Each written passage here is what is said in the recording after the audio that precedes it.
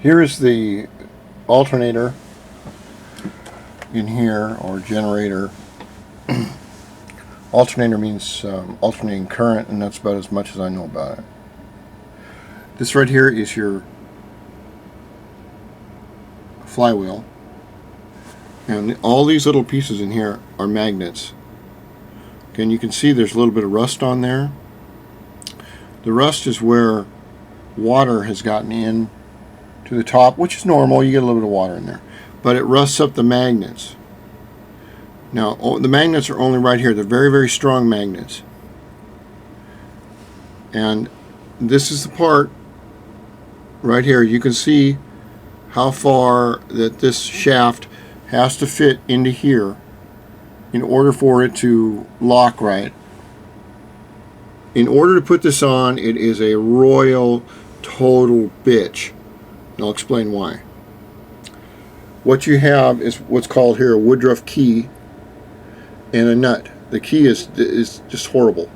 It goes on the little piece of spline shaft right here. Come on. Which is right here. You have to put the key in, and the key, it will teeter back and forth like a seesaw. And then what you have to do is you have to find a way to very, very easily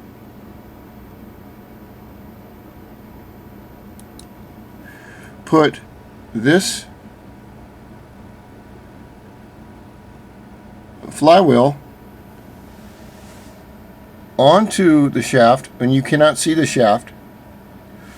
You have to line up this Woodruff key on the shaft with this slot right here that you can't see, and it has to go in perfectly. What the Woodruff key allows is it locks the crankshaft into this. Like I said, the alternator stays static. It's bolted to the motor. The crankshaft and the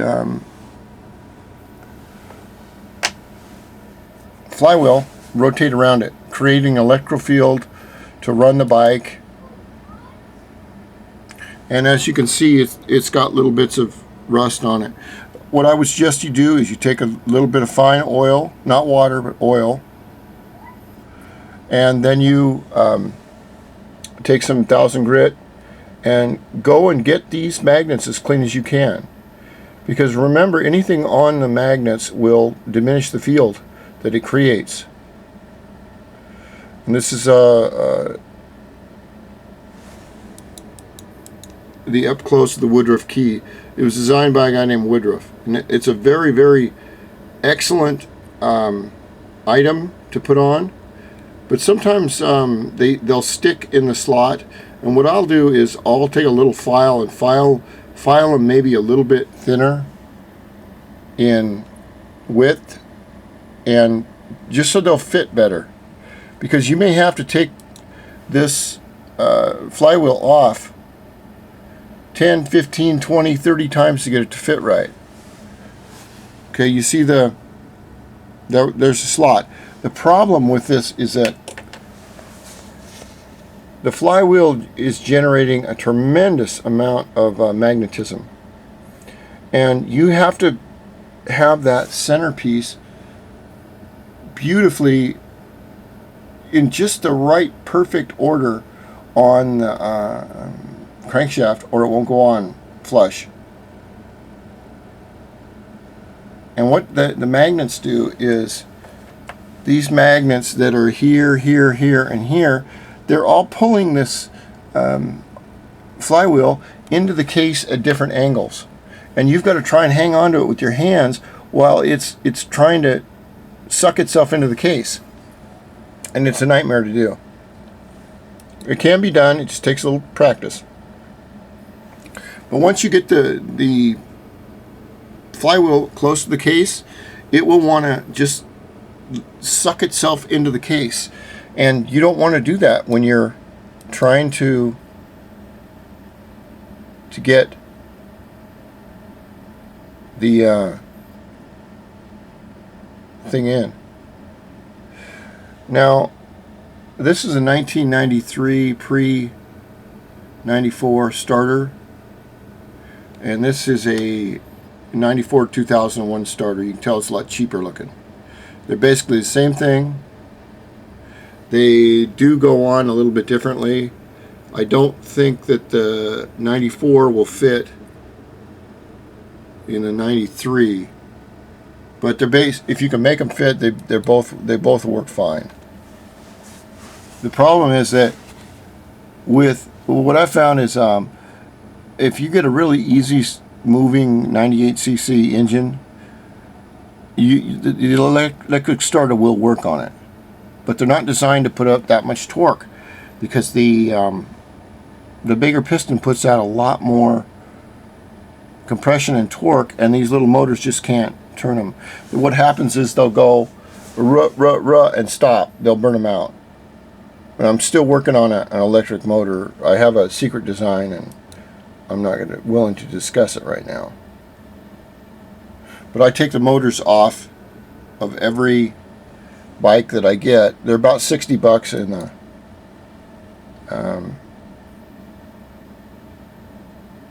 $60 in Bike Bandit.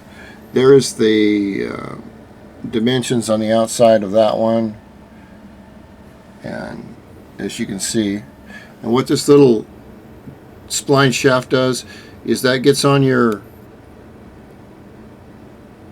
it runs a gear that runs a spring gear onto your drive face and gets it to turn.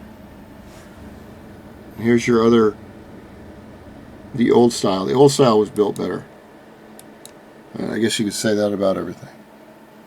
I've gone in, tried to rebuild these. It's Mitsubishi. It's a really nice little starter, but they're just not designed for a 100cc engine, I found. Not very good.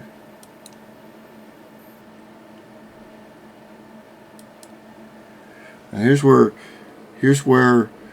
this is a 1993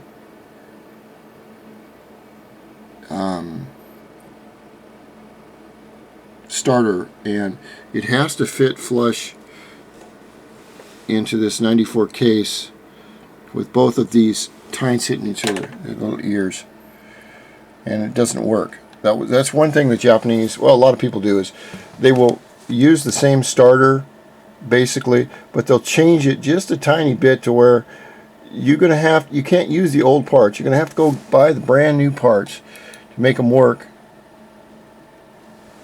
And there's a better shot at it, and you can see it won't fit. It has to fit flush.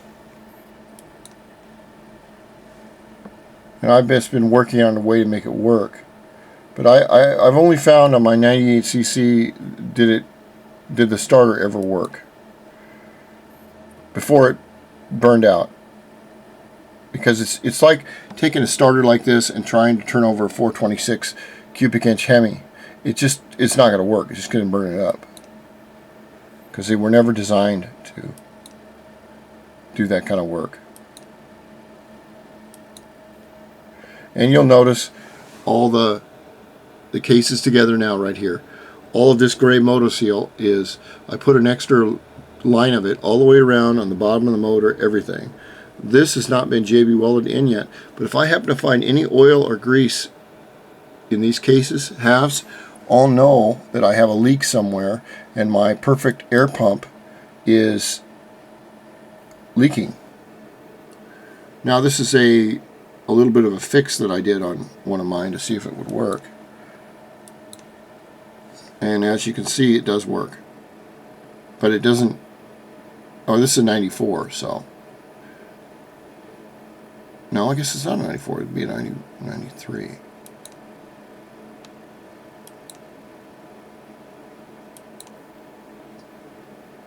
And it goes and it turns a pinion gear, which is right here, and that pinion gear throws out a little spline shaft which grabs onto your drive face up here, the drive face teeth, and it turns the engine when it's energized. And here's the the starter face. Like I said, I got a whole bunch of pictures from everything. And now I'm gonna replace the gears for racing gears. And that's a whole nother ball of wax. Okay, next idea.